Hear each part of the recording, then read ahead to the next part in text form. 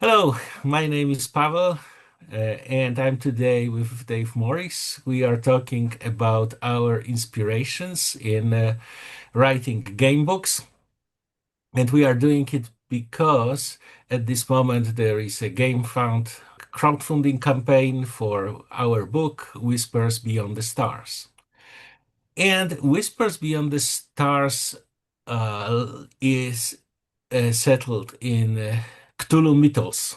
So let's start with Lovecraft. Let's talk a little bit about Lovecraft inspiration. So, Dave, what are your Lovecraft's inspirations?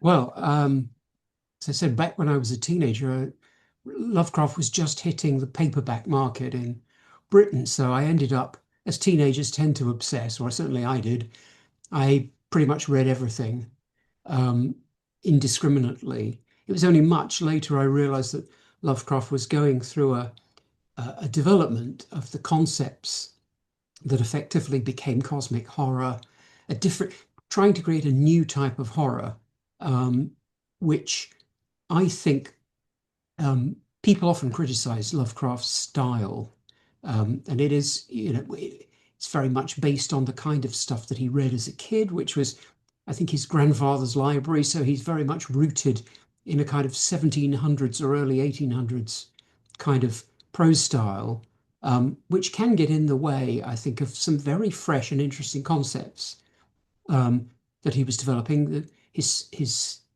cosmic horror is usually contemporary. Um, it's science fictional. There's no kind of magic charms that will get you out of it. There's nobody like Abraham Van Helsing to come in and deal with the monster. And Dracula seems like a very cozy kind of monster compared to the creatures of the Cthulhu mythos. So all of those things I think are very interesting direction. And I think Lovecraft was only partly successful in doing it. Had he lived, it would have been very interesting over 10 years to see the development of how he would have maybe refined his craft and really worked out how to convey the bleakness of cosmic horror. I'm kind of curious also as to what it's like reading him in other languages, because so much must depend on the translator and the way they put across his ideas. Mhm. And I think what was unique in this prose, especially at his times, was this indifference of evil, right? So if some harm is being done to you, it is not because this malefactor is he's just evil and he wants to harm you. It just executes its own goals, and it does not care about you, right? Yeah. And this is what we can observe right now in the movies of series about psychopaths, like for example Dexter, right? So Mhm. you observe someone who is just acting and and enjoy himself, but he does not care about your feelings, right? If you are hurt, if something, right? So I think this is more terrifying than like monsters that are just evil and they are just doing evil things, right? Mhm. Yes, well, I think because an evil monster will, they're still interested in you. You have to be their audience, the good guy. That's why they monologue. Dracula or Magneto or whatever will monologue to the good guys, gives them a chance to get away, or a Bond villain.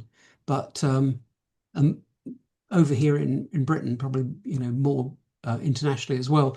Back when I was a kid, we had the Daleks on Doctor Who, and they're certainly hostile to human beings, but they're not good or evil. They really just don't care about any other species.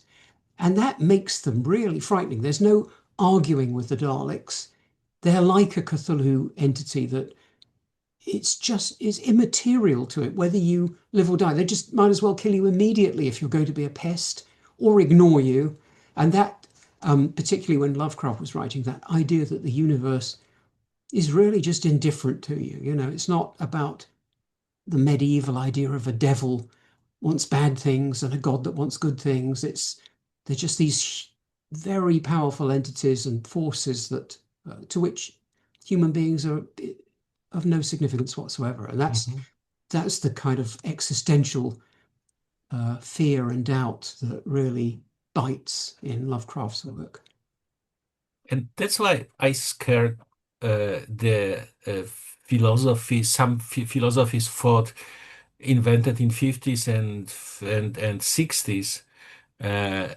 With it, you may read in such book that there is no wrong and right, right? But obviously, from human perspective, there is a wrong and Yeah, right, and this is objective, right? And yeah, this is part of our life. So if some philosopher is saying that there is no wrong and right, it means that he will accept doing very bad things to you yeah.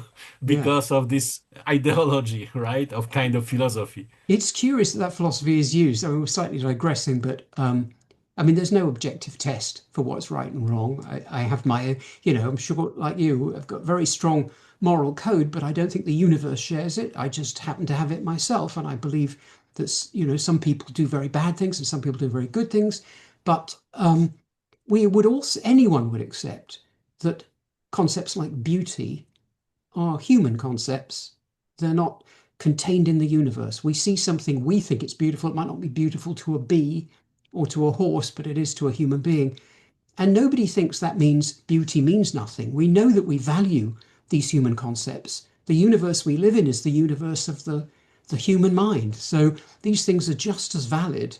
Alan Moore, I think he said, somebody said, "Do you believe in fairies?" He said, "Well, I don't believe in like they're fluttering around at the bottom of the garden. I believe that they're real in the sense that the concepts in our mind are real." But you say that's quite real enough. That is still real. So these things, and horror, for example, is again a subjective feeling. It's not a thing. A thing is not objectively horrific. It's horrific because of the effect it has on a person. But again, if you're frightened, you're frightened. So these things are real and make a difference. Yeah. And this we wanted to catch and we want to give this feeling to Whispers Beyond the Stars, right? That there is something inhuman, something cold, something indifferent, and this affects us, right? Yeah. And this is really terrifying. Yeah. And I I mean, I would think, like also to make one point because you said about the Lovecraft stories that they are not sentimental in our previous discussion.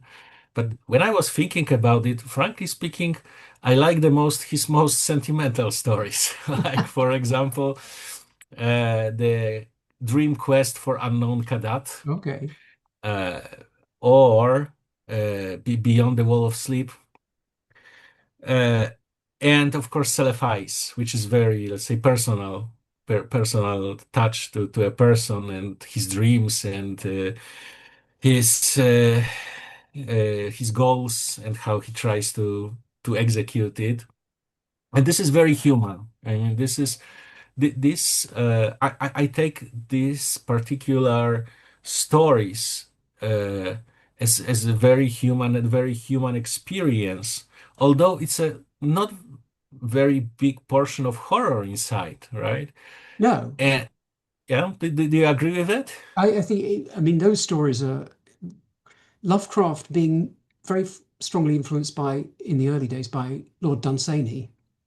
And Lovecraft's almost more Dunsany than Dunsany because Dunsany kept doing it and it increasingly becomes like a formula, I think, in a lot of it's not Dunsany's best work later on wasn't those fantasies, it was things like the Jorkins stories. But when Lovecraft takes them, he makes them very personal. They're about childhood and hope and places that you feel safe and that you can grow. That's one of the very interesting things about Lovecraft, I think, is what a very human person. A lot of Lovecraft's views, I have to say, if I'd known him, I would be arguing with him all the time. I don't clearly subscribe to his ideas about race and so forth. Um, but Lovecraft as an actual person with his friends is quite different. I think he almost had an idea of who the role he was supposed to play, which was again based on these texts that he'd read that his grandfather's library contained, which he thought was how a gentleman was supposed to behave. But unfortunately, it was a gentleman of the mid 1700s. And but in real life, he was always a very good guy. He would help. He said he would help. any writer who was too young to pay, he would give them a year's free editing work. And if they were too old, he would also, you think, very generous and generous with his friends. And I like to think, I don't know if it's true, if he'd lived longer, that he would have come round to having a bit better idea about things like race. He was already coming around on politics, and he had been, I think, fairly anti-Semitic. And towards the end of his life, he was going to listen to Jewish socialist lecturers in the States. So, we can't know, but I like to think he was an intelligent and decent person who could have outgrown those childish ideas that he'd had. But yes, Mhm. getting back to his fiction, the Dunsany influenced stories are beautiful, and they're a completely different cycle from the Cthulhu mythos, a very different kind of writing, a different register and everything. Very interesting. Mhm. Mhm. Yeah, and although you mentioned that about this lack of sentiments, and we are also like most of the Whispers Beyond the Stars is very, let's say, rooted in reality, of course, in the alternative reality, but in the reality, I try to smuggle a couple of very oniric, let's say, moments there, Yeah. especially in the places when you need to recover from madness, right? Because Yeah. in our game book there are two main resources: health and sanity, right? And Mm. of course, it's easy to lose health and sanity. Now the question is how to restore it to make it interesting to the reader, right? And I hope that, or I have a couple of moments that I don't want to spoil, but I hope that readers like it, and I'm really very curious about the feedback, how people take it, and what people likes and what people don't like in our book. So I'm really very eager to see it on public and people reading it and giving us feedback. Well, that question of madness is very comes up a lot with Lovecraft, particularly because of the madness mechanics. I think in Call of Cthulhu, the game. Um, what's particularly interesting is that Lovecraft uses that the eternal present of post-traumatic stress. People say, "Oh, well, he'll sometimes end a story with, it's at the door, it's coming in. How could he be writing?" But the point is, it's not physically there. It's once you've had a searingly unpleasant experience, you can't put it into the past. It's always with you. And Lovecraft understood that and was very good at conveying that, I think. And so that's a point that Alan Moore has often made. And also that um, that unease um, that he creates, I think he would have been very interested by the modern world because there's this technique being used now by despots and political parties to destroy the very idea that there is any truth by swamping the narrative with lots of challenges. Is the earth flat? And there was some guy I was talking to on Facebook who was a comic book artist, but he decided that he'd figured out what Einstein got wrong. And it was like, yeah, literally. I mean, I did a physics degree and I wouldn't say, I know like Socrates what I don't know. But this was a guy with no education of that kind at all, but he decided he'd figured out all of physics. And I think we've reached that point where people have, I find it terrifying. People have lost the plot as far as that there is objective truth. And that's Lovecraft was going, that's the terrifying thing, that it breaks down entirely, that our judgment cannot be trusted. And at that point, you're completely rudderless. And that's what he was trying to get at with the cosmic horror, I think. Hmm. And it's also interesting how he shows some human behaviors to after meeting with unknown or something terrifying. Like people are often in his stories, they are trying to pretend nothing happens, Yeah. right?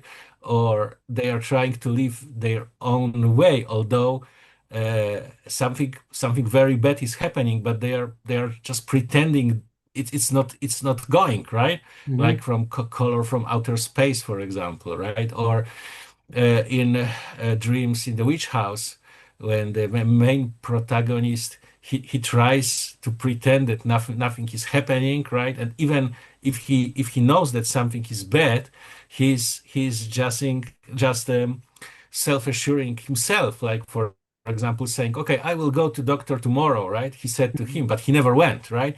Yeah. And obviously we know he will never go, and he had never the intention to go, but he just said it to him to pretend before himself, right? And to cheat himself that he is on the right path somehow, right?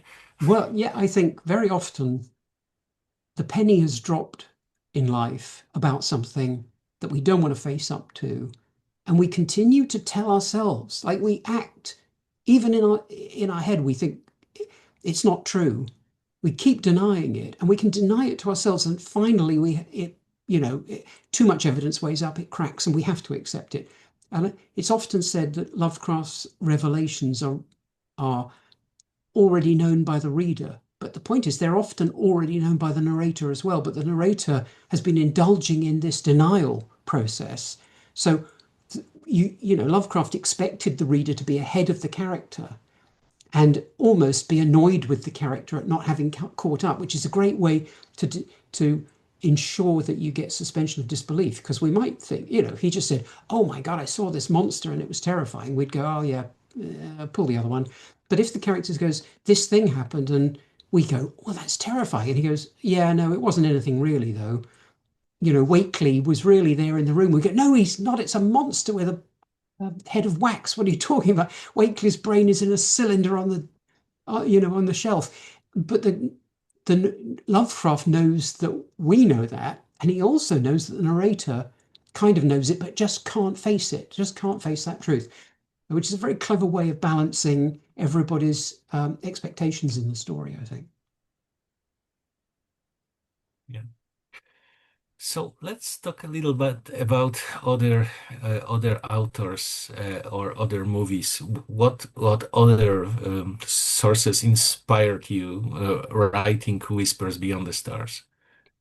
Well, I think the major one for me, probably as a kind of seminal thing, was when I was a child. There used to be a BBC TV show called Out of the Unknown, which they often would take stories by famous science fiction or horror authors, usually science fiction, but they would adapt those into one-off dramas.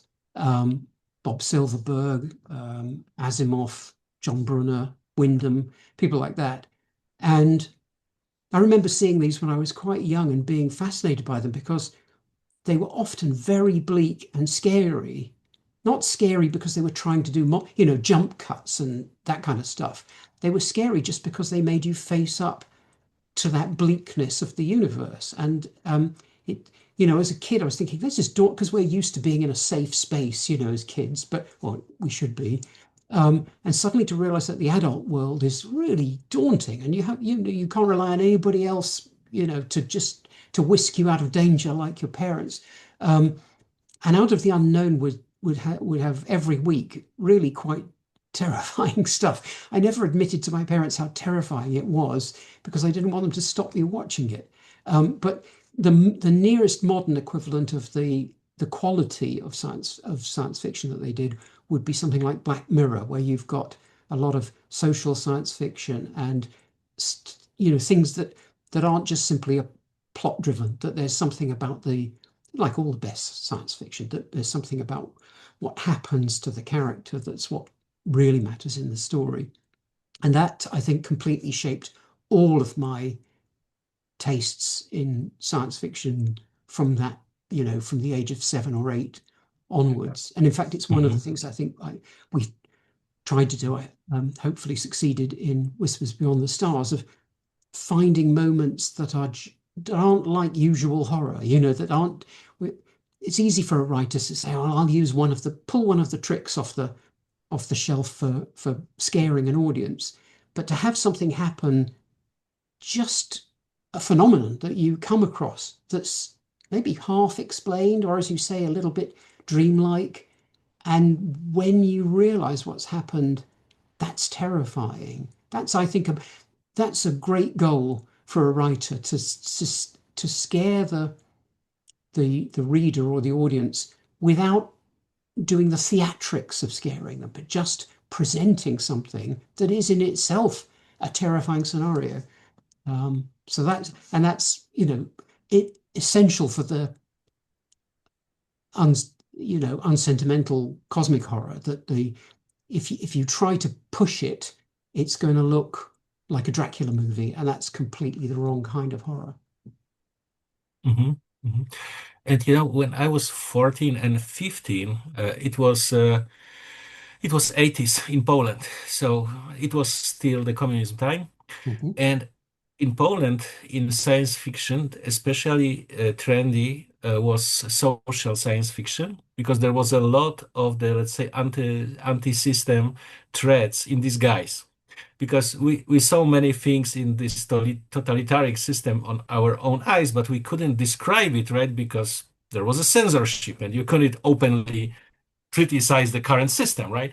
So a Mhm. lot of people were just writing the science fiction to critique the system from these guys.